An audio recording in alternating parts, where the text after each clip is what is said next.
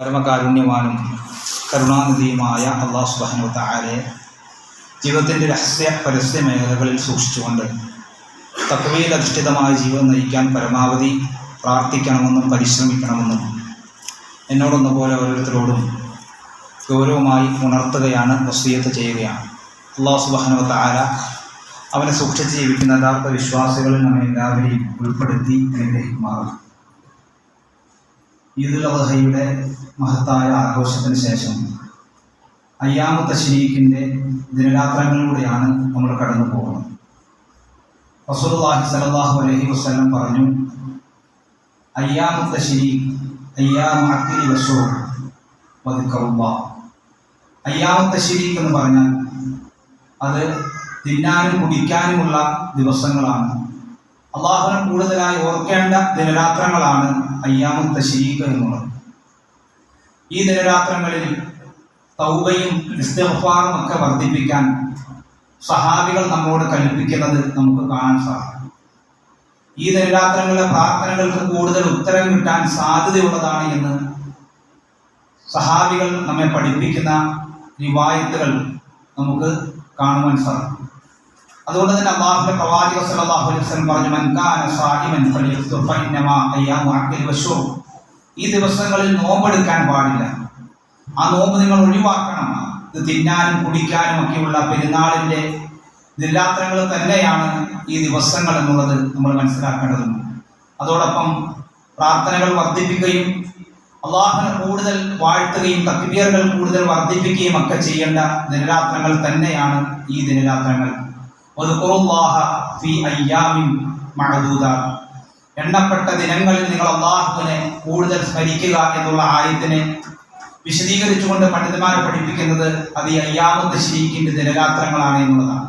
അതുകൊണ്ട് കൂടുതൽ പ്രാർത്ഥിക്കുകയും ഇസ്തിഗ്ഫാറുകളും തൗബയും വർദ്ധിപ്പിക്കുകയും അള്ളാഹുവിനെ കൂടുതൽ വാഴ്ത്തുകയും ഒക്കെ ചെയ്യുന്ന, അതേപോലെ തന്നെ അക്കിലിൻ്റെയും ഷുർബിൻ്റെയും തിന്നാനും കുടിക്കാനും ഒക്കെയുള്ള ദിനരാത്രങ്ങളാണ് നമ്മുടെ മുന്നിലൂടെ കടന്നു പോകുന്നത്. ആ ഒരു ഗൗരവവും ആ ഒരു പ്രാധാന്യവും നമ്മൾ മനസ്സിലാക്കണമെന്നുള്ളത് ആമുഖമായി ഓർമ്മപ്പെടുത്തുകയാണ്.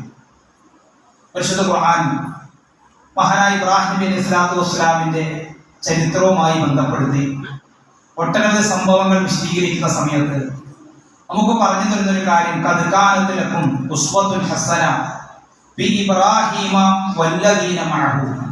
ഇബ്രാഹിം നബി നിങ്ങൾക്ക് ഉത്തമമായ മാതൃകയുണ്ട് എന്ന് പറഞ്ഞതിനോട് ചേർത്തുകൊണ്ട് അല്ലാഹു പറയുന്നത് വല്ലദീന മഅഹു, അദ്ദേഹത്തിന്റെ കൂടെയുള്ളവരിലും നിങ്ങൾക്ക് ഏറ്റവും നല്ല മാതൃകയുണ്ട് എന്ന് പരിശുദ്ധ ഖുർആൻ നമ്മളെ പഠിപ്പിക്കുന്നു.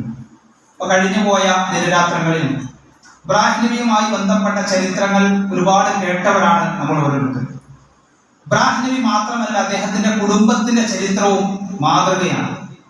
ആ ചരിത്രത്തിലൂടെ കടന്നുപോയാൽ ഒരു വനിതയെ, ഒരു സ്ത്രീ രത്നത്തെ ചരിത്രം നമുക്ക് പരിചയപ്പെടുത്തി തരുന്നുണ്ട്. ഒരു ഉമ്മയെ, ഒരു ഭാര്യയെ നമുക്ക് ചരിത്രം പരിചയപ്പെടുത്തി തരുന്നുണ്ട്. ആ മഹദിയുടെ പേരാണ് ഹാജറ റളിയല്ലാഹു അൻഹ. ഇബ്രാഹിം നബി സ്വല്ലല്ലാഹു അലൈഹി വസല്ലം വിജനമായ ഒരു പ്രദേശത്തേക്ക് ഒരു കൈക്കുഞ്ഞിനെയും തന്റെ ഇണയെയും കൊണ്ടുവന്ന് ഉപേക്ഷിച്ചുകൊണ്ട് അല്ലെങ്കിൽ ആക്കിക്കൊണ്ട് തിരിച്ചു പോകുമ്പോൾ ആ മഹദി ചോദിക്കുന്ന ഒരു ചോദ്യമുണ്ട്, ആളില്ലാത്ത, അർത്ഥമില്ലാത്ത, യാതൊരുവിധ പച്ചപ്പുമില്ലാത്ത ഈ ഒരു പ്രദേശത്ത് ഞങ്ങളെ കൊണ്ടുവന്നാക്കി അങ്ങ് തിരിച്ചു പോവുകയാണ്. എന്തുകൊണ്ടാണ് അങ്ങിങ്ങനെ ചെയ്യാനുള്ള കാരണം? നമ്മുടെ റബ്ബ് കൽപ്പിച്ചിട്ടാണോ, പടച്ചവന്റെ കൽപ്പനയാണോ അങ്ങ് നിർവഹിക്കുന്നത്? ഇബ്രാഹിം നബിയുടെ മറുപടി, അതെ, അള്ളാഹുവിന്റെ കൽപ്പനയാണ്. എന്റെ സ്വന്തം ഇഷ്ടപ്രകാരമുള്ള ഒരു തീരുമാനമല്ല, അത് കേൾക്കേണ്ട താമസം. ആ മഹദിയുടെ മറുപടി, ഇതല്ല അങ്ങനെയാണോ? എന്നാൽ ആ റബ്ബ് നമ്മളെ കൈവടിയുകയില്ല. അള്ളാഹു ഞങ്ങളെ ഒരിക്കലും കൈവടിയുകയില്ല. അങ്ങേക്ക് സമാധാനത്തോടുകൂടി സന്തോഷത്തോടുകൂടി തിരിച്ചു പോകാമെന്നാണ് ഹാജറ റളിയല്ലാഹു അൻഹ ആ സമയത്ത് പ്രതികരിക്കുന്നത്. ആ ഹാജറ ബീവിയുടെ ആ ഒരു ഈമാനിലേക്ക്, ആ ഒരു യഖീനിലേക്ക്, ആ ഒരു തവക്കുലിലേക്ക് നമ്മൾ തിരിച്ചു പോകണമെന്നുള്ളതാണ് ഈ അയ്യാമു തശ്രീഖിന്റെ ദിനരാത്രങ്ങൾ നമ്മളോട് പറയുന്നത്. ഇനി പരിശുദ്ധ ഇസ്ലാം ഒരു മകനെ പരിചയപ്പെടുത്തുന്നുണ്ട്. എങ്ങനെയുള്ള മകൻ? അനുസരണയുടെ പര്യായമായ ഒരു മകൻ, ബാപ്പയെ ഉമ്മയെ അനുസരിക്കുന്ന ഒരു മകൻ, കടമകളും കടപ്പാടുകളും നിർവഹിക്കുന്ന ഒരു മകൻ. ആ മകന്റെ പേരാണ് ഇസ്മായിൽ അലൈഹിസ്സലാത്തു വസ്സലാം. فلما بلغ معه السعي قال يا بني اني ارى في المنام اني اذبح. ഇബ്രാഹിം അലൈഹിസ്സലാത്തു വസ്സലാം അറുക്കാനുള്ള കൽപ്പന കിട്ടിയപ്പോൾ മകനോട് തന്നെ നേരിട്ട് വന്ന് ചോദിക്കുകയാണ്, മകനെ, എനിക്ക് ഇങ്ങനെ ഒരു കൽപ്പന വന്നിട്ടുണ്ട്, പൻതുറ മാതാ, എന്താണ് നിന്റെ അഭിപ്രായം? ഇസ്മായിൽ നബിയുടെ പ്രതികരണം, യാ അബതി ഫഅൽ മാ തുഅ്മർ. പാപ്പ, എന്താണോ റബ്ബ് കൽപ്പിച്ചത് അങ്ങ് അത് നിർവഹിക്കുക. സതജിദുനി ഇൻഷാ അല്ലാഹു മിനസ് സ്വാബിരീൻ. നല്ല ക്ഷമയുള്ള ഒരു മകനായി അങ്ങേക്ക് എന്നെ കാണാം എന്നാണ് ഇസ്മായിൽ നബി അലൈഹിസ്സലാത്തു വസ്സലാമിന്റെ പ്രതികരണം. ഇബ്രാഹിം നബിക്ക് 83 വയസ്സായിരുന്നു എന്ന് ചരിത്രം പറയുന്നുണ്ട്. ഇബ്രാഹിം നബി അലൈഹിസ്സലാത്തു വസ്സലാമിന് വേണമെങ്കിൽ തന്റെ മകൻ കിടന്നുറങ്ങുമ്പോൾ ആ ഒരു കൽപ്പന നിർവഹിക്കാമായിരുന്നു, അറബ് എന്ന കൽപ്പന നിർവഹിക്കാമായിരുന്നു. ആ കൽപ്പന എന്തെന്ന് പറയാൻ പോലും മാതാപിതാക്കൾ എന്ന നിലയ്ക്ക് നമ്മുടെ നാവ് പൊന്തുമെന്ന് ഞാൻ വിചാരിക്കുന്നില്ല. അങ്ങനെയുള്ളൊരു ഘട്ടത്തിലാണ് അത് ഇബ്രാഹിം നബി അലൈഹിസ്സലാത്തു വസ്സലാം പ്രാവർത്തികമാക്കുന്നത്.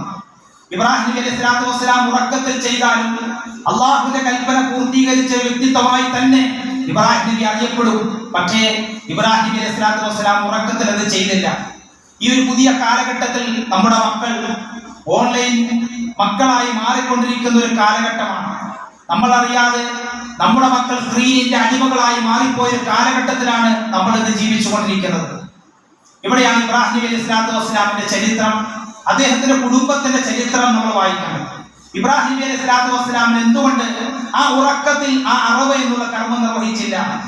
ഇബ്രാഹിം നബി അലൈഹിസ്സലാത്തു വസ്സലാം ഒളിച്ചോടാൻ വേണ്ടി ആയിരുന്നില്ല.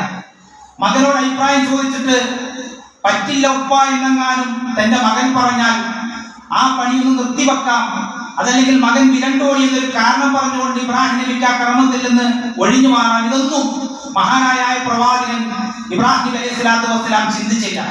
മറിച്ച് ഇബ്രാഹിം നബിക്ക് അറിയണമായിരുന്നു, ഞാൻ വളർത്തിക്കൊണ്ടുവന്ന എന്റെ രക്തത്തിൽ വളർന്നു വന്ന എന്റെ പൊന്നുമോൻ, അവന്റെ പൊസിഷൻ എന്താണ്, അവന്റെ നിലപാട് എന്താണ്, അവൻ എവിടെ നിൽക്കുന്നു എന്ന ആ ഒരു തീരുമാനം ഇബ്രാഹിം അലൈഹിസ്സലാത്തു വസ്സലാം എന്ന പിതാവിന് അറിയണമായിരുന്നു. അതുകൊണ്ട് പ്രിയമുള്ളവരെ, നമ്മൾ അറിഞ്ഞിട്ടുണ്ടോ നമ്മുടെ മക്കളെ ഇബ്രാഹിം നബി അലൈഹിസ്സലാത്തു വസ്സലാം സ്വന്തം മകനെ അറിഞ്ഞതുപോലെ നമ്മുടെ മക്കളെ നമുക്ക് അറിയാൻ സാധിച്ചിട്ടുണ്ടോ? അതാണ് നമ്മൾ ഈ സമയത്ത് ആലോചിക്കേണ്ടത്. നമ്മുടെ മക്കളുടെ നിലപാടുകൾ എന്താണ്, അവരുടെ തീരുമാനം എന്താണ്, അതറിയാൻ ഒരു ഉപ്പ എന്ന നിലയ്ക്ക്, ഒരു ഉമ്മ എന്ന നിലയ്ക്ക് നമുക്ക് സാധിച്ചിട്ടുണ്ടോ എന്നുള്ളത് നമ്മൾ ഗൗരവമായി ആലോചിക്കണം. ഇബ്രാഹിം നബി അലൈഹിസ്സലാത്തു വസ്സലാം അറിഞ്ഞു, തന്റെ മകന്റെ നിലപാടുകളിലൂടെ, തന്റെ മകന്റെ ആദർശദാർഢ്യത്തിലൂടെ, തന്റെ മകന്റെ തഖ്വയിലൂടെ, പടച്ചറപ്പിനോടുള്ള ഹൗഫിലൂടെ, ഭയത്തിലൂടെ തന്റെ മകനെ ഇബ്രാഹിം നബി അലൈഹിസ്സലാത്തു വസ്സലാം തിരിച്ചറിയുകയാണ്. എന്തിനാണ് ഇബ്രാഹിം നബി അലൈഹിസ്സലാത്തു വസ്സലാം സ്വന്തം മകനെ തിരിച്ചറിയുന്നത്? ഇബ്രാഹിം നബി അലൈഹിസ്സലാത്തു വസ്സലാമിന്റെ ഹൃദയത്തിന് ഒരു സമാധാനം ലഭിക്കാൻ. എന്റെ മകൻ അവൻ വഴിപഴിച്ചു പോയിട്ടില്ല, അവൻ തെറ്റിപ്പോയിട്ടില്ല, അവൻ എന്റെ കൂടെ നിൽക്കുന്നവനാണ്, അവൻ എന്റെ ആദർശത്തിൽ അടിയുറച്ചു നിൽക്കുന്നവനാണ്, ബാപ്പയേക്കാൾ ഒരു പടി മുന്നിൽ എന്റെ മകനുണ്ട് എന്നുള്ള ആ ഒരു സമാശ്വാസം പ്രിയമുള്ളവരെ ഇബ്രാഹിം നബി അലൈഹിസ്സലാത്തു വസ്സലാമിന് ലഭിച്ചിട്ടുണ്ടെങ്കിൽ നമുക്ക് പറയാൻ സാധിക്കുമോ എന്നുള്ളതാണ് ഈ സമയത്ത് നമ്മൾ ആലോചിക്കേണ്ടത്. നമ്മൾ മരണപ്പെടുന്ന സമയത്ത് നമ്മുടെ സമീപത്തിരുന്ന് ലാ ഇലാഹ ഇല്ലല്ലാഹ് എന്ന കലിമത്തു തൗഹീദ് ആത്മാർത്ഥതയോടുകൂടി ഓർമ്മപ്പെടുത്തുന്ന മക്കളായി, നമ്മൾ മരിച്ചു കഴിഞ്ഞാൽ ആത്മാർത്ഥമായി മയ്യത്ത് നമസ്കരിക്കുന്ന ഒരു ക്വാളിറ്റിയുള്ള യോഗ്യതയുള്ള മക്കളായി നമ്മുടെ മക്കളെ വളർത്തിയെടുക്കാൻ നമുക്ക് സാധിച്ചിട്ടുണ്ടോ? പലപ്പോഴും മദ്രസയുമായി ബന്ധപ്പെട്ട് ദീനി വിദ്യാഭ്യാസവുമായി ബന്ധപ്പെട്ടൊക്കെ പറയുമ്പോൾ രക്ഷിതാക്കൾ അതൊക്കെ ഒരു കുട്ടിക്കളിയായി കാണുന്ന ഒരു കാലഘട്ടത്തിലൂടെയാണ് നമ്മൾ കടന്നു പോകുന്നത്. എല്ലാം കഴിഞ്ഞിട്ട് ഒരു സമൂഹത്തിന്റെ കേവലം ഒരു ഒഴുക്കായിട്ടാണ് പലപ്പോഴും മദ്രസകളെ പോലും ഇന്നിന്റെ മുസ്ലിം രക്ഷകർത്താക്കൾ നോക്കിക്കാണുന്നത്. അഥവാ ഒരു പ്രാധാന്യവുമില്ലാത്ത, കേവലം എല്ലാവരും പോകുമ്പോൾ പോകേണ്ട ഒരു കാര്യം, അവിടെ ഏറ്റവും കൂടുതൽ ലീവുകൾ എടുത്ത് ഏറ്റവും അധികം ഒരു പ്രാധാന്യം കൊടുക്കാതെ കുട്ടികൾക്ക് തന്നെ തോന്നിപ്പോകുന്ന രൂപത്തിൽ രക്ഷിതാക്കളുടെ നിലപാടുകളിൽ നിന്ന്, അവരുടെ സംസാരത്തിൽ നിന്ന്, അവരുടെ പെരുമാറ്റത്തിൽ നിന്ന് രക്ഷിതാക്കൾക്ക് തോന്നിപ്പോവുകയാണ്, അല്ലെ കുട്ടികൾക്ക് തോന്നിപ്പോവുകയാണ് ഈ മദ്രസ എന്നുള്ളത് എല്ലാത്തിലും താഴെ ഒരു നിലവാരമുള്ള ഏറ്റവും കുറഞ്ഞ പ്രാധാന്യം കൊടുക്കേണ്ട ഒന്നാണ് എന്ന് കുട്ടികൾക്ക് പോലും തോന്നിപ്പോകുന്ന അവസ്ഥയിലാണ് ഇന്ന് രക്ഷിതാക്കളുടെ നിലപാടുകൾ. കാരണം പടച്ചറപ്പിനെ പരിചയപ്പെടുത്തുന്നിടത്ത്, അവരുടെ ജീവിതത്തിലെ സ്വഭാവം നിർണ്ണയിക്കുന്നിടത്ത്, അവന് കൃത്യമായ ഒരു വീടിന്റെ അടിത്തറ, ആ അടിത്തറ പാകുന്നിടത്ത്, ആ അടിത്തറ ഒരു വീടിന്റെ അടിത്തറ ഉണ്ടാക്കുന്ന പോലെ ഒരു കുഞ്ഞിന്റെ മനസ്സിൽ നന്മയുടെ, തഖ്വയുടെ, പടച്ചവനെ കുറിച്ചുള്ള കൃത്യമായ ചിന്തകൾ പാകുന്ന, ആ വിത്തുകൾ പാകുന്നതാണ് മദ്രസ എന്നുള്ളത്. ആ രംഗത്ത് പോലും രക്ഷിതാക്കൾ പിന്നോട്ട് പോകുന്ന, എവിടെയും വിളിച്ചുകൊണ്ട് പോകും, അത് മദ്രസയുടെ സമയത്താണ്. അതേപോലെ തന്നെ ഏറ്റവും അധികം പോകണ്ട എന്ന് പറയുന്നത് മദ്രസയിലാണ്. ഒരു രക്ഷിതാവും അവന്റെ സ്കൂൾ പഠനത്തിൽ ഇന്ന് നീ പോകേണ്ടതില്ല എന്ന് ആത്മാർത്ഥമായി പറയാറില്ല. പക്ഷെ നിസ്സാരമായ കാരണങ്ങൾ പോലും ദീനി വിദ്യാഭ്യാസം പഠിച്ചവനെ പരിചയപ്പെടുത്തുന്നിടത്തും ആ ദീനി വിദ്യാഭ്യാസം അനുഷ്ഠിക്കുന്നിടത്തും രക്ഷിതാക്കൾ തന്നെ അവർക്ക് ഒരു നെഗറ്റീവായ പ്രചോദനം കൊടുക്കുന്ന അവസ്ഥയിലേക്ക് മാറുന്നു. എന്തുകൊണ്ട്? ഈ ഇബ്രാഹിം അലൈഹി സ്വലാത്തു വസ്സലാം തന്റെ മകനെ എങ്ങനെ വളർത്തി എന്നുള്ളത് അവർ പഠിക്കാത്തത് കൊണ്ടാണ്. അതോടൊപ്പം തന്നെ നമ്മൾ കാണുന്നത് ആ പഠിച്ച കാര്യങ്ങൾ ജീവിതത്തിൽ പകർത്തുമ്പോൾ ഏറ്റവും അധികം അവർക്ക് പ്രയാസം സൃഷ്ടിക്കുന്നവരായി അവരുടെ മാതാപിതാക്കൾ മാറുകയാണ്. ഒരു കുട്ടി സലാം പഠിച്ച് അത് വീട്ടിലേക്ക് വന്ന് ആ സലാം പറഞ്ഞാൽ അതിനെ ചിരിച്ചുകൊണ്ട് പ്രതികരിക്കുന്ന മാതാപിതാക്കൾ വളർന്നു വന്നുകൊണ്ടിരിക്കുന്നു. അവൻ ഉപ്പയെ കണ്ടവന് നിസ്കരിക്കാൻ സാധിക്കുന്നില്ല. അവരുടെ പെരുമാറ്റം കണ്ടുകൊണ്ട് അവർക്ക് നന്മ പഠിക്കാൻ സാധിക്കാത്ത ഒരവസ്ഥയിൽ ഇവിടെയാണ് ഇബ്രാഹിം അലൈഹി സ്വലാത്തു വസ്സലാം എന്ന പിതാവിനെ നമ്മൾ പഠിക്കേണ്ടത്. തന്റെ രക്തത്തിൽ പിറന്ന മകൻ, അവന്റെ ആദർശബോധം, അവന്റെ വിശ്വാസദാർഢ്യം, അത് കൃത്യമായി ഇബ്രാഹിം അലൈഹി സ്വലാത്തു വസ്സലാം എന്ന പിതാവ് സ്വന്തം മകന്റെ നാവിൽ നിന്ന് ചോദിച്ചറിഞ്ഞ് ധൈര്യത്തോടുകൂടി സമാധാനത്തോടുകൂടിയല്ല, അതിലേറെ അഭിമാനത്തോടുകൂടി ഇബ്രാഹിം അലൈഹി സ്വലാത്തു വസ്സലാം എന്ന പിതാവ് ആ മകനെ ചേർത്ത് പിടിച്ച് റബ്ബിന്റെ കൽപ്പന പൂർത്തീകരിക്കുന്നതാണ് ചരിത്രത്തിൽ നമ്മൾ വായിക്കുന്നത്. രണ്ടാമതായി ഇബ്രാഹിം അലൈഹി സ്വലാത്തു വസ്സലാം ആഗ്രഹിച്ച രണ്ടാമത്തെ കാര്യം, പ്രിയമുള്ള രക്ഷിതാക്കളെ, നമ്മളും ആഗ്രഹിക്കണം. എന്നാൽ ഇബ്രാഹിം അലൈഹി സ്വലാത്തു വസ്സലാം ആഗ്രഹിച്ച രണ്ടാമത്തെ കാര്യം ഇന്ന് പല രക്ഷിതാക്കളും ആഗ്രഹിക്കാത്തതാണ്. തന്റെ പ്രവർത്തനത്തിന് തനിക്ക് മാത്രം പ്രതിഫലം ലഭിച്ചാൽ പോരാ, തന്റെ മക്കളും തന്റെ കുടുംബവും അതിൽ പങ്കാളികളാകണം. ഇബ്രാഹിം അലൈഹി സ്വലാത്തു വസ്സലാം ഞാൻ നേരത്തെ സൂചിപ്പിച്ചതുപോലെ ഒറ്റയ്ക്കത് ചെയ്യാമായിരുന്നു. തന്റെ മകനോട് ഒരു വാക്ക് പോലും ചോദിക്കാതെ ആ കൽപ്പന ഇബ്രാഹിം അലൈഹി സ്വലാത്തു വസ്സലാമിന് ചെയ്യാമായിരുന്നു. പക്ഷേ തന്റെ മകനെ ചേർത്ത് പിടിച്ചു. ആ നന്മയിൽ നോക്കൂ, ഇബ്രാഹിം നബിക്ക് റബ്ബ് കൊടുക്കുന്ന അതേ കൂലി ഇസ്മായിൽ അലൈഹി സ്വലാത്തു വസ്സലാം എന്ന മകനുമുണ്ട്. കാരണം എന്താണ്? ആ മകന്റെ ഒറ്റ വാക്കാണ്, യാ അബതി ഇഫ്അൽ മാ തുമർ, വാപ്പാ താങ്കൾ ചെയ്തോ. ക്ഷമയുള്ള ഒരു മകനായി ഞാൻ കൂടെ ഉണ്ടാകുമെന്ന ഇസ്മായിൽ നബി അലൈഹി സ്വലാത്തു വസ്സലാമിന്റെ ആ ഒറ്റ വാക്കിൽ കോടിക്കണക്കിന് വിശ്വാസികളുടെ ഒരിക്കൽ നിലയ്ക്കാത്ത പ്രാർത്ഥന ഇബ്രാഹിം നബിയെ തേടിയെത്തുന്ന പോലെ ഇസ്മായിൽ നബി അലൈഹി സ്വലാത്തു വസ്സലാമിന് ലഭിക്കുന്നുണ്ട്. എന്തുകൊണ്ടാണ്? ഇസ്മായിൽ അലൈഹി സ്വലാത്തു വസ്സലാം എന്ന മകന്റെ നിലപാട് കാരണമാണ്. അതുകൊണ്ട് രക്ഷിതാക്കളെ, നമ്മൾ ഓർക്കേണ്ടത് നമ്മുടെ മക്കൾ എവിടെയാണ് നിൽക്കേണ്ടത്. ഇബ്രാഹിം നബി അറിഞ്ഞതുപോലെ നമ്മുടെ മക്കളെ അറിയാൻ നമുക്ക് സാധിച്ചിട്ടുണ്ടോ? പലരും മക്കളെ ചേർത്ത് നിർത്തുന്ന ഒരുപാട് വിഷയങ്ങളുണ്ട്. കച്ചവടത്തിന്റെ വിഷയത്തിൽ തന്റെ മക്കളെ ചേർത്ത് നിർത്തും. അവരെയും തന്റെ ബിസിനസ്സിൽ ഒരു പാർട്ണറായി താൻ വളർത്തിക്കൊണ്ടുവന്ന ബിസിനസ് സാമ്രാജ്യം അതേ രൂപത്തിൽ തന്റെ മകൻ മുന്നോട്ട് കൊണ്ടുപോകണം എന്ന് ചിന്തിക്കുന്ന രക്ഷിതാക്കളുണ്ട്. അതിൽ അവരെ ചേർത്ത് നിർത്തും. വീടുണ്ടാക്കുന്ന വിഷയത്തിൽ ചേർത്ത് നിർത്തും. വിവാഹവുമായി ബന്ധപ്പെട്ട വിഷയത്തിലൊക്കെ ചേർത്ത് നിർത്തും. പക്ഷേ തന്റെ മക്കളെയും കുടുംബത്തെയും ദീനിന്റെ രംഗത്ത് ചേർത്ത് നിർത്തുന്ന രക്ഷിതാക്കൾ കുറഞ്ഞു വന്നുകൊണ്ടിരിക്കുകയാണ്. അതുകൊണ്ട് അവരോട് ദീനിന്റെ വിഷയത്തിൽ അവരെ ചേർത്ത് നിർത്താറുണ്ടോ? ഇബ്രാഹിം അലൈഹി സ്വലാത്തു വസ്സലാം ചേർത്ത് നിർത്തിയതുപോലെ എന്ന് നമ്മൾ ആലോചിക്കേണ്ട ഒരു സമയത്തിലൂടെയാണ് നമ്മൾ കടന്നു പോകുന്നത്. നമ്മുടെയൊക്കെ വീട്ടിൽ ദീനിയായ ചർച്ചകൾ നടക്കാറുണ്ടോ? പള്ളിയിലേക്ക് വരുമ്പോ മോളെ പള്ളിയിലേക്ക് പോകാം എന്ന് പറയുന്ന ഒരു വാചകം ഒരു ഉമ്മയ്ക്ക് പറയാൻ സാധിക്കുമോ? ക്ലാസ്സിലേക്ക് പോകുമ്പോൾ നമുക്ക് ക്ലാസ്സിലേക്ക് പോകുകയല്ലേ എന്ന് തന്റെ വീട്ടിൽ പ്രായപൂർത്തിയുള്ള മക്കളെ ആ ക്ലാസ്സിലേക്ക് കൊണ്ടുവരാൻ താല്പര്യമുള്ള എത്ര രക്ഷിതാക്കളുണ്ട് നമ്മൾ ആലോചിക്കണം. നമുക്ക് പോകുകയല്ലേ എന്ന് പറഞ്ഞ് അവരുടെ കൈ പിടിച്ച് കൊണ്ടുവരാൻ സാധിക്കുന്ന എത്ര രക്ഷിതാക്കളുണ്ട്. അതേപോലെ തന്നെ സുബഹിക്ക് കൃത്യമായി പള്ളിയിൽ വരുന്നവരുണ്ട്. എന്നാൽ ആ സമയത്ത് തന്റെ വീട്ടിൽ പ്രായപൂർത്തിയായ മക്കൾ ഉറങ്ങിക്കിടക്കുമ്പോൾ ഒരു ലൈറ്റ് ഓണാക്കി അതിന്റെ പ്രകാശം കൊണ്ട് പോലും അവരുടെ ഉറക്കത്തിന്റെ സ്വസ്ഥത നശിപ്പിക്കരുത് എന്ന് ചിന്തിക്കുന്ന ഒരുപാട് രക്ഷിതാക്കൾ ഇന്ന് സമൂഹത്തിൽ നമുക്ക് കാണാൻ സാധിക്കും. താനൊരു വെളിച്ചം തെളിച്ച് ആ വെളിച്ചം തെളിച്ചാൽ തന്റെ വീട്ടിൽ ഉറങ്ങുന്നവർക്ക് ഒരു പ്രയാസമാകും, അവർ ഉറങ്ങട്ടെ എന്ന് ചിന്തിക്കുന്ന രക്ഷിതാക്കളുണ്ട്. ഇവിടെയാണ് പരിശുദ്ധ ഖുർആൻ പറഞ്ഞത്, യാ അയ്യുഹല്ലദീന ആമനൂ, അലിയ വിശ്വാസികളെ, ഖൂ അൻഫുസകും വഅഹ്ലീകും നാറ, നിങ്ങൾ സ്വയം നരകത്തിൽ നിന്ന് രക്ഷപ്പെടണമെന്നല്ല. അതങ്ങനെയല്ല പരിശുദ്ധ ഖുർആന്റെ കൽപ്പന. ഖൂ അൻഫുസകും എന്ന് പറഞ്ഞുകൊണ്ട് പരിശുദ്ധ ഖുർആൻ നിർത്തിയില്ല. വഅഹ്ലീകും നാറ, തന്റെ കുടുംബത്തെയും നരകത്തിൽ രക്ഷപ്പെടുത്തണം. പലരും ഈ ആയത്തിന്റെ പകുതി മാത്രമാണ് പ്രാവർത്തികമാക്കുന്നത്.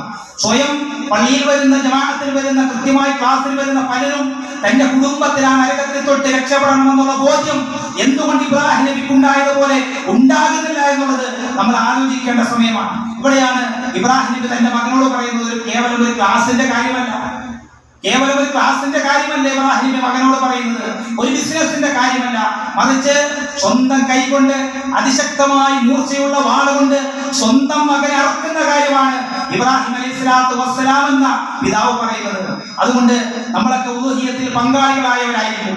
നമ്മൾ ആലോചിക്കണം, ഉളുഹിയ്യത്തെ അറക്കാൻ ഒരു പോത്തിന്റെയോ ഒരു ആടിന്റെയോ കയർ പിടിച്ച് നമ്മളൊക്കെ നടക്കുമ്പോൾ പ്രിയമുള്ളവരെ ആലോചിക്കണം, നമ്മളൊരു പൊന്നുപ്പയുടെ ചരിത്രം, 83 വയസ്സുള്ള വൃദ്ധനായ ഒരു ബാപ്പയുടെ ചരിത്രം, സ്വന്തം മകന്റെ കൈയും പിടിച്ച് ഒരു കൈയിൽ കത്തിയും മറുകൈയിൽ ഒരു കയറും ഒരു ഊന്നുവടിയുമായി മിനയുടെ മല കയറിയ ഒരു പൊന്നുപ്പയുടെ ചരിത്രം ഈ ഉളിഹത്ത് കഴിഞ്ഞുള്ള അയ്യാമത്തെ ശരീക്കിന്റെ ദിനരാത്രങ്ങളെങ്കിലും നമുക്ക് ഓർക്കാൻ സാധിക്കുന്നില്ലെങ്കിൽ എന്ത് ചരിത്രമാണ് നമ്മൾ പഠിച്ചിട്ടുള്ളത് എന്നുള്ളത് നമ്മൾ ഗൗരവമായി ആലോചിക്കണം. അതുകൊണ്ടാണ് ഈ ഒരു സമയത്ത് ഗൗരവമേറിയ ചില പാഠങ്ങൾ വിശ്വാസികൾ എന്ന നിലയ്ക്ക് നമ്മൾ ഉൾക്കൊള്ളേണ്ടത്. നമ്മൾ മരണപ്പെടുമ്പോൾ അതല്ല മരണത്തിന് ശേഷവും നമ്മുടെ ഖബറിന്റെ അടുത്ത് വന്നിട്ടോ അല്ലാതെയോ അള്ളാഹുവിന്റെ ഉപ്പയ്ക്ക് കൊടുക്കണേ, പുറത്തു കൊടുക്കണേ, എന്റെ വാപ്പയ്ക്ക് പുറത്തു കൊടുക്കണേ എന്ന് പ്രാർത്ഥിക്കുന്ന, ആത്മാർത്ഥമായി പ്രാർത്ഥിക്കുന്ന ഒരു അറിവിലേക്ക് പ്രിയമുള്ളവരെ നമ്മുടെ മക്കളെ കൈപിടിച്ച് നമ്മൾ ഉയർത്തണം. ഇല്ലെങ്കിൽ അവർക്ക് വലിയൊരു നഷ്ടമാണ് നമ്മൾ സമ്പാദിച്ചു കൊടുക്കുന്നത് എന്നുള്ള തിരിച്ചറിവ് നമുക്കുണ്ടാകണം. ഇന്ന് നമ്മൾ സംഭവിച്ചുകൊണ്ടിരിക്കുന്നത് അതാണ്. ഗ്രാമാന്തരങ്ങളിൽ പോലും ലഹരിയുടെ പിടുത്തത്തിലാണ് പല മക്കളും. പരിശോധിക്കണം, നമ്മുടെ മക്കൾ അതിലുണ്ടോ? അശ്ലീലതയുടെ വല്ലാത്ത ഗർത്തങ്ങളിൽ നമ്മുടെ മക്കൾ പലരും ഇന്ന് അകപ്പെട്ടിട്ടുണ്ട്. പല രക്ഷിതാക്കളും അത് സമ്മതിച്ചു തരില്ല എന്ന് മാത്രം. ചില രക്ഷിതാക്കളൊക്കെ പറയുന്നത് നിങ്ങൾ പറയുന്നത് പോലല്ല എന്ന്. എന്റെ മകൻ അതിലില്ല, എന്റെ മകൾ അതിലില്ല, പ്രേമത്തിന്റെ ചുഴിയിൽ എന്റെ മകളില്ല എന്നൊക്കെ ആശ്വാസം കൊണ്ടിരുന്ന പല രക്ഷിതാക്കളും പിന്നീട് പൊട്ടിക്കരഞ്ഞുകൊണ്ട് രംഗത്ത് വന്ന ഒരുപാട് സംഭവങ്ങൾ നമുക്ക് വലിയ ആത്മവിശ്വാസമാണ്. അതിനർത്ഥം നമ്മുടെ എല്ലാ മക്കളെയും ഒരു വല്ലാത്ത സംശയത്തിന്റെ കണ്ണോട് കൂടി നോക്കിക്കാണണമെന്നല്ല, മറിച്ച് ചിലതൊക്കെ ഉണ്ട് എന്ന് തിരിച്ചറിയാനും ചില പരിഹാരങ്ങൾ നമ്മൾ കാണുകയും വേണം. അവന്റെ കയ്യിൽ കണക്കിൽപ്പെടാത്ത ഒരു പണം കണ്ടാൽ ഇത് എവിടെ കിട്ടിയെന്ന് ചോദിക്കാൻ, എവിടെ നിന്ന് കിട്ടിയെന്ന് ചോദിക്കാനുള്ള ചങ്കൂറ്റം നമുക്ക് വേണം. അത് ചോദിക്കണം. അതാണ് ഇസ്മായിൽ നബിയുടെ ചരിത്രം, അതാണ് ഇബ്രാഹിം നബിയുടെ ചരിത്രം. നോക്കൂ, ഇസ്മായിൽ അലൈഹിസ്സലാത്തു വസ്സലാമിന്റെ മറുപടി, ആ മകന്റെ മറുപടി എത്ര യുക്തിപൂർണമാണ്. ഒരു പിതാവിനത് നൽകിയ ആശ്വാസം എന്താണ്? അതുകൊണ്ട് നമ്മുടെ മക്കളോട് പള്ളിയിലേക്ക് പോകുകയല്ലേ, ഖുർആൻ ക്ലാസ്സിൽ പങ്കെടുക്കണ്ടേ എന്ന് ചോദിച്ചാൽ അവർ പറയുന്ന ഒരു മറുപടി, ഞാൻ ബിസിയാണ്, എനിക്ക് സമയമില്ല എന്നുള്ളതാണ്.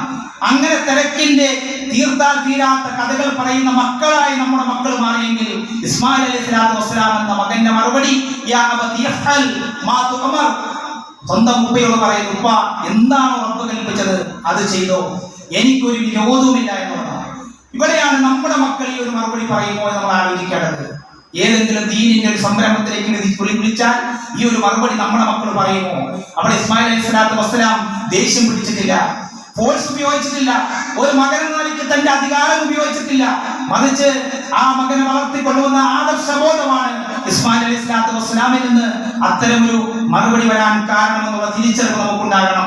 അതുകൊണ്ട് ദീനിന്റെ തർബിയത്ത് കൊടുത്ത്, തസ്കിയത്ത് കൊടുത്ത്, റബ്ബിനെ പരിചയപ്പെടുത്തുന്ന, റബ്ബിനെ അറിയുന്ന മക്കളായി, പരലോകത്തെ അറിയുന്ന മക്കളായി, നീതി ദീനി ബോധമുള്ള മക്കളായി നമ്മുടെ മക്കളെ വളർത്തിക്കൊണ്ടുവരണം. അതിന് പരിശ്രമിക്കണം. അതാണ് ചരിത്രം നമ്മെ പഠിപ്പിക്കുന്നത്. അതുകൊണ്ട് ചരിത്രത്തിൽ നിന്ന് പാഠങ്ങൾ കൊണ്ടുകൊണ്ട് നമ്മുടെ ജീവിതത്തെ ക്രമപ്പെടുത്തുക, പരിവർത്തിപ്പിക്കുക. അല്ലാഹു അത്തരക്കാരനും എല്ലാവരെയും ഉൾപ്പെടുത്തി അനുഗ്രഹിക്കുമാറാവട്ടെ.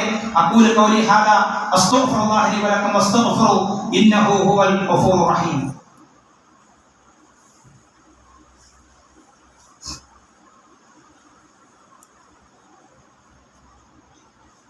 അൽഹംദുലില്ലാഹി റബ്ബിൽ ആലമീൻ വലാഖിബത്തു ലിൽ മുത്തഖീൻ വലാ ഉദ്വാന ഇല്ലാ അലൽ ളാലിമീൻ വനുസല്ലി വനുസല്ലിമു അലാ അശ്റഫിൽ അംബിയാഇ വൽ മുർസലീൻ വഅലാ ആലിഹി വസഹാബത്തിഹി അജ്മഈൻ. അല്ലാഹു സൂക്ഷിച്ചുകൊണ്ട് ജീവിക്കണമെന്ന് ഒരിക്കൽ കൂടി ഉണർത്തുകയാണ്, വസിയത്ത് ചെയ്യുക. ഇന്നലെ പെരുന്നാൾ ആഘോഷിച്ചവരാണ് നമ്മൾ ഓരോരുത്തരും. എന്നാൽ നമ്മുടെ ജീവിതത്തിൽ ചില പെരുന്നാളുകൾ ആ പെരുന്നാളുകൾ ഉടമകളായി തീരണമെന്ന് പണ്ഡിതന്മാർ നമ്മെ പഠിപ്പിച്ചിട്ടുണ്ട്. മഹാരഥന്മാരായ പണ്ഡിതന്മാർ പഠിപ്പിച്ചതിൽ മുഅ്മിനി ഖംസത്തു അയ്യാദ്, ഒരു വിശ്വാസിയുടെ പെരുന്നാൾ അവൻ 5 പെരുന്നാളുകളുണ്ട്. ലിൽ മുഅ്മിനി ഖംസത്തു അയ്യാദ്. ഏതൊക്കെയാണ് 5 പെരുന്നാളുകൾ? ഒന്ന്, കുല്ല യൗമിൻ യമറു അലൽ മുഅ്മിനി വലാ യക്തുബു അലൈഹി ദംബ് വഹുവ യൗമു അയ്യിൻ.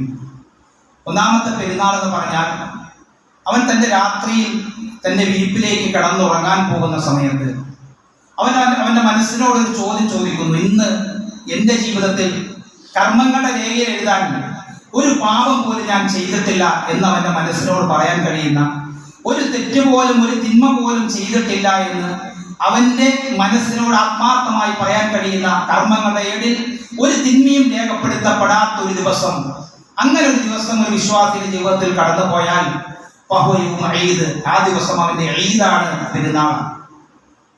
രണ്ടാമത്തെ പെരുന്നാൾ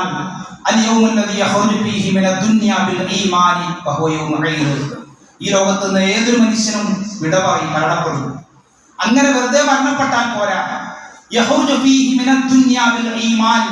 ഈമാനോടുകൂടി കലിമത്തു തൗഹീദിന്റെ വക്താക്കളായി, അതിന്റെ ആദർശത്തിന്റെ വക്താക്കളായി പടച്ചറപ്പിനെ മാത്രം വിളിച്ച് പ്രാർത്ഥിച്ച് അവന്റെ ദീനിനെ മുറുകെ പിടിച്ച് അതിന്റെ ആളായി ഈമാനോട് കൂടി ഈ ലോകത്ത് നിന്ന് വിട പറയാൻ ഒരാൾക്ക് സാധിച്ചാൽ അവന്റെ ജീവിതത്തിലെ രണ്ടാമത്തെ പെരുന്നാളാണ് ആ ദിവസം.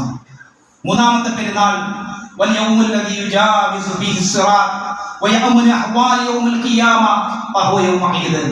അവൻ നാളെ പരലോകത്ത് സിറാത്ത് എന്നൊരു പാലത്തിലൂടെ കടന്നു പോകേണ്ടതുണ്ട്. ഏതൊരു മനുഷ്യനും ആ പാലത്തിലൂടെ ഏറ്റവും നല്ല രൂപത്തിൽ, ഏറ്റവും വേഗതയിൽ നിർഭയനായ ഒരു മനുഷ്യന് കടന്നു പോകാൻ സാധിച്ചാൽ, ഖിയാമത്ത് നാളിലെ ഭയാനതകളിൽ നിന്ന് ഒരു മനുഷ്യന് രക്ഷപ്പെടാൻ സാധിച്ചാൽ അവന്റെ മൂന്നാമത്തെ പെരുന്നാളാണ്. നാലാമത്തെ ഈദ് എന്നുള്ളത്, നാലാമത്തെ പെരുന്നാൾ എന്നുള്ളത് ഒരു വിശ്വാസി ഒരു കണ്ണും കണ്ടിട്ടില്ലാത്ത, ഒരു കാതും കേട്ടിട്ടില്ലാത്ത, ഒരു ഹൃദയത്തിനും ഒരിക്കലും ഇങ്ങനെയാണെന്ന് വിഭാവനം ചെയ്യാൻ കഴിയാത്ത സ്വർഗത്തിലേക്ക് കാലെടുത്ത് വെക്കുന്ന ഏറ്റവും അനുഭൂതി നിറഞ്ഞ, ഒരിക്കലും പറഞ്ഞറിയിക്കാനാവാത്ത സന്തോഷം നിറഞ്ഞ ദിനം, ആ ദിനം, അതാണ് ജീവിതത്തിലെ നാലാമത്തെ പെരുന്നാൾ. അഞ്ചാമത്തെ ഈദ്, അഞ്ചാമത്തെ പെരുന്നാൾ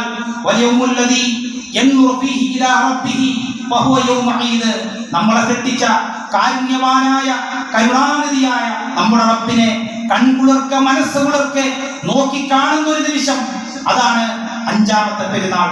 അതുകൊണ്ട് പെരുന്നാളുകൾ അവസാനിച്ചിട്ടുള്ള ഈ 5 പെരുന്നാളിന്റെ ഉടമകളായി തീരാൻ നമുക്ക് സാധിക്കുമോ എന്നുള്ളതാണ് നമ്മുടെ ജീവിതം കൊണ്ട് നമ്മൾ അടയാളപ്പെടുത്തേണ്ടത്, ആലോചിക്കേണ്ടത്. അതുകൊണ്ട് ഈ 5 പെരുന്നാളുകളുടെയും ഉടമകളാകാനുള്ള ഒരു ജീവിതമാണ് പ്രിയമുള്ളവരെ നമ്മൾ നയിക്കേണ്ടത്. അതിനാണ് നമ്മൾ പ്രാർത്ഥിക്കേണ്ടത്, അതിനാണ് നമ്മൾ പരിശ്രമിക്കേണ്ടത്. അല്ലാഹു സുബ്ഹാനഹു വ തആല ഈ 5 പെരുന്നാളുകളുടെയും ഉടമകളാക്കി നമ്മളെ മാറ്റി തീർക്കുമാറാവട്ടെ. നമ്മൾ ഇന്ന് വന്നുപോയ ചെറുതും വലുതുമായ എല്ലാവിധ പാപങ്ങളും പരമകാരുണ്യനായ റബ്ബ് സുബ്ഹാനഹു വ തആല വിട്ടുപുറത്തുമാക്കി തരുമാറാവട്ടെ. ഇവിടെ ഒരുമിച്ച് കൂടിയതുപോലെ അവന്റെ ജന്നാത്തുൽ ഫിർദൗസിൽ കുടുംബസമേതം ഒരുമിച്ച് കൂടാനുള്ള സൗഭാഗ്യം റബ്ബ് സുബ്ഹാനഹു വ തആല നമുക്ക് ഏവർക്കും പ്രദാനം ചെയ്ത് അനുഗ്രഹിക്കുമാറാവട്ടെ. മാരകമായ രോഗങ്ങളിൽ നിന്ന്, കഠിനമായ പരീക്ഷണങ്ങളിൽ നിന്നും, സഹിക്കാനാവാത്ത വേദനകളിലും ദുരന്തങ്ങളിൽ നിന്നും അല്ലാഹു നമ്മളെ ഓരോരുത്തരെയും കാത്തുരക്ഷിച്ച് അനുഗ്രഹിക്കുമാറാവട്ടെ. നമ്മളെ അനുഷ്ഠിച്ച കർമ്മങ്ങൾ ഉളുഹിയ്യത്തൊക്കെ റബ്ബ് സുബ്ഹാനഹു വ തആല എല്ലാ ന്യൂനതകളും പരിഹരിച്ചുകൊണ്ട് അവരുടെ അടുക്കൽ സ്വീകരിക്കുമാറാവട്ടെ. അബദ്ധങ്ങളും വീഴ്ചകളും റബ്ബ് സുബ്ഹാനഹു വ തആല വിട്ടുപുറത്ത് മാപ്പാക്കി തരുമാറാവട്ടെ. രോഗങ്ങൾ കൊണ്ട് പ്രയാസപ്പെടുന്ന പല ആളുകളും ദുആ കൊണ്ട് പ്രത്യേകം വസിയ്യത്ത് ചെയ്തിട്ടുണ്ട്. അല്ലാഹു ശിഫാഇനെ പ്രദാനം ചെയ്ത് അനുഗ്രഹിക്കുമാറാവട്ടെ. പല രംഗത്തും പ്രയാസങ്ങൾ അനുഭവിക്കുന്ന പല സഹോദരങ്ങളും ദുആ ചെയ്യണമെന്ന് പ്രത്യേകമായി നമ്മളോട് വസിയ്യത്ത് ചെയ്തിട്ടുണ്ട്. അല്ലാഹു അവരുടെ ഹലാലായ ആവശ്യങ്ങളെ നിർവഹിച്ചു കൊടുക്കുമാറാവട്ടെ, പ്രയാസങ്ങൾ ദൂരീകരിച്ചു കൊടുക്കുമാറാവട്ടെ. اللهم اغفر للمؤمنين والمؤمنات والمسلمين والمسلمات الأحياء منهم والأموات. اللهم أجرنا من النار، اللهم أجرنا وأجر والدينا من النار. ربنا اصرف عنا عذاب جهنم إن عذابها كان غراما إنها ساءت مستقرا ومقاما. ربنا هب لنا من أزواجنا وذرياتنا قرة أعين واجعلنا للمتقين إماما. آمين برحمتك يا أرحم الراحمين. والصلاة والسلام على أشرف المرسلين. الحمد لله رب العالمين.